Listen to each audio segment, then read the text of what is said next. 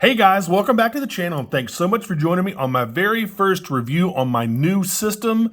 Yep, I went ahead and upgraded after 10 years. I got brand new hardware, brand new software that I'm still learning, by the way. Adobe Premiere Pro is just incredible and it's going to take a while to kind of get used to it.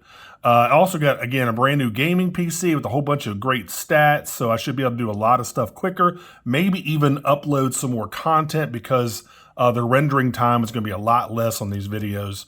So anyway, guys, again, bear with me. Again, it's not going to be as polished as my normal reviews are. Again, I'm still learning all this stuff, so just be gentle in the comments. Anyway, today I've got the Seiko Essentials Titanium Dress Watch. This is model number SUR377. And I'm not normally a dress watch fan. As y'all know, I really primarily only review divers. But I like this one for some reason, for two reasons actually. One, it has that green dial, which I'm, again, not normally a fan of green dials, but this one's really well done. And the fact this is a titanium Seiko. You don't see too many titanium Seiko watches unless you go into like the Grand Seiko range. They're just kind of, they're kind of unicorns, man. You don't see, too many of them. Anyway, those are the two reasons why I wanted to review this thing. And it's actually, for the most part, it's a pretty decent watch. But it does have, one big flaw that drives me absolutely crazy, and I think y'all already know what that's going to be. Seiko does this in a lot of their watches. I don't understand if it's just laziness or what's going on. But anyway, I'll talk to you about it in just a second. Let's check this thing out.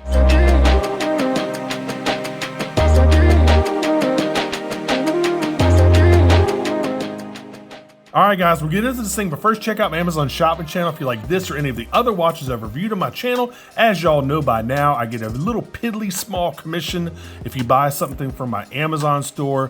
But when you do it, I really do appreciate it. And y'all really did a lot of it over Christmas, which I really appreciate. And thank you so much. So here you go, typical Seiko watch box, outer sleeve.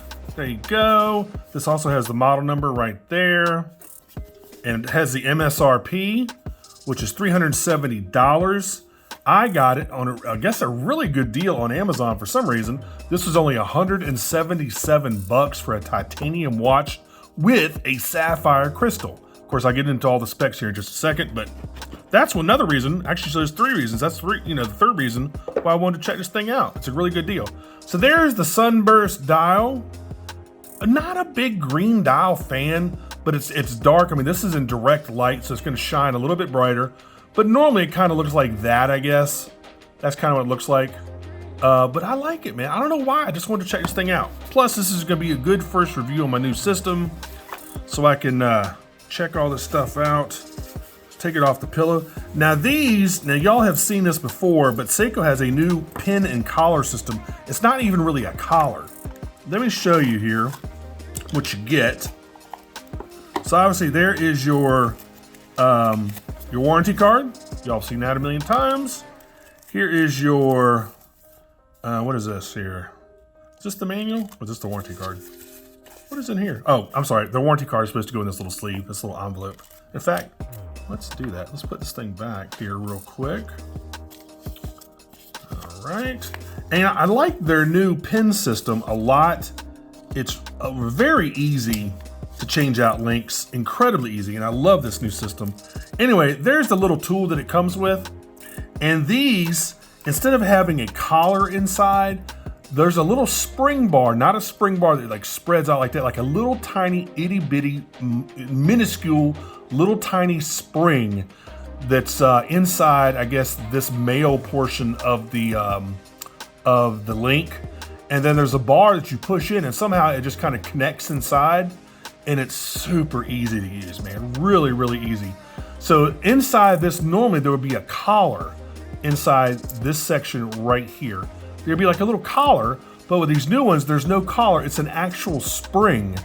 And I guess there's like a little, on the bar itself, there's like a little divot inside. And that little divot, I guess, connects to one of the little sections of the spring somehow. Anyway, bottom line, it's really easy to use. It's real easy to pop these out. It's real easy to pop them back in. The only thing about it, this only has what? 2 micro adjusts. So, if you really need to size this thing, you're probably going to have to replace a link, either remove a link, add a link, whatever, because it's only got 2 micro adjusts. But anyway, that's the new system. I think it's fantastic. I think Seiko needs to do that on all their watches. It's really cool. All right, so that's everything that came in the box. That's the new pin system. Let's go ahead and give you all the specs that you need to know. These are the 7 specs you need to know. All of the rest of the stuff I will put down there in the description field. I'm going to try to use some sort of fancy little graphic right now instead of just my finger. Let's see if I can do it. So here are the full specs. You got a 44mm titanium case. It's only 9mm thick. Lug to lug is 46.7mm. Bracelet starts at a 20mm, tapers down to a 18mm, and of course the bracelet is titanium as well. Water resistance is 100 meters, which is 330 feet. You get the 6N52 movement with about a 3-year battery life. You get a sapphire crystal, which I thought was really cool. And then, of course, all the rest of the stuff I'll put down there in the description field. You know, like it's got a non-screwdown crown. The Caseback is also titanium. It's got LumiBrite. It only weighs 75 grams, which I think is fantastic. And again, I love the overall look of this thing. It kind of reminds me of a Grand Seiko at first glance. It just kind of looks more expensive than it is. Now, my biggest gripe with this, look at the second hand, y'all. It's hitting right in between each index. Drives me crazy. It's so funny that every citizen, I would say besides one, and I've bought hundreds of citizens over the years, reviewed hundreds of citizens over the years, every single citizen watch I buy, that second hand hits each index perfectly, and for some reason, Seiko cannot master this. I don't understand why. Their bezels are all out of alignment. Their chapter rings are out of alignment. The second hand a lot of times doesn't hit each index the way it's supposed to. I don't know why Seiko can't master this part of quality assurance. I don't get it, man. I know these watches are inspected before they leave the factory, and it just takes a quick glance to realize, hey, look, that second hand is off. Let's open it back up. Let's adjust the actual dial itself, or maybe adjust the movement, or do something so that second hand hits each index like it's supposed to.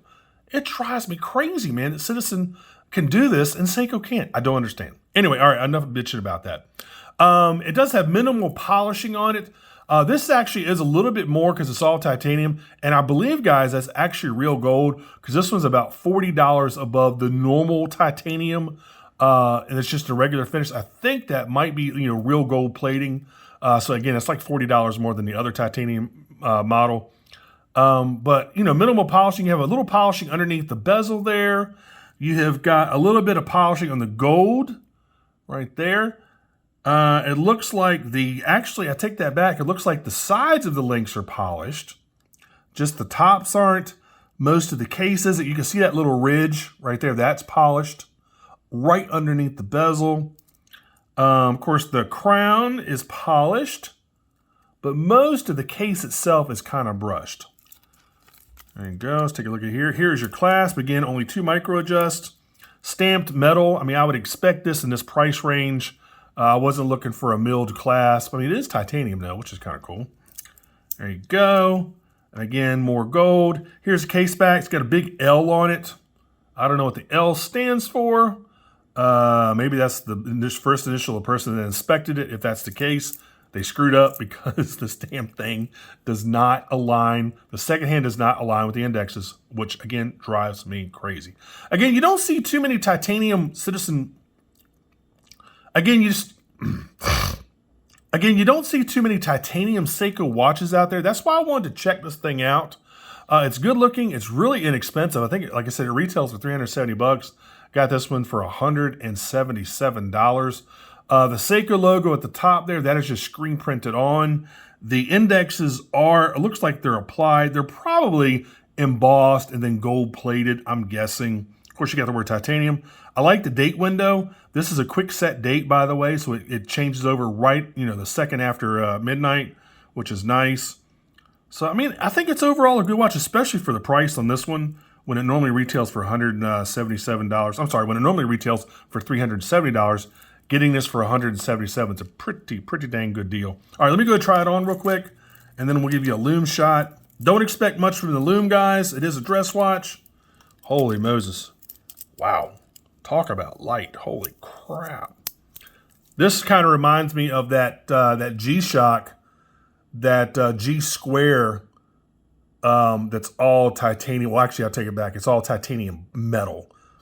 I'll put the picture up here on the left-hand side of the screen for you.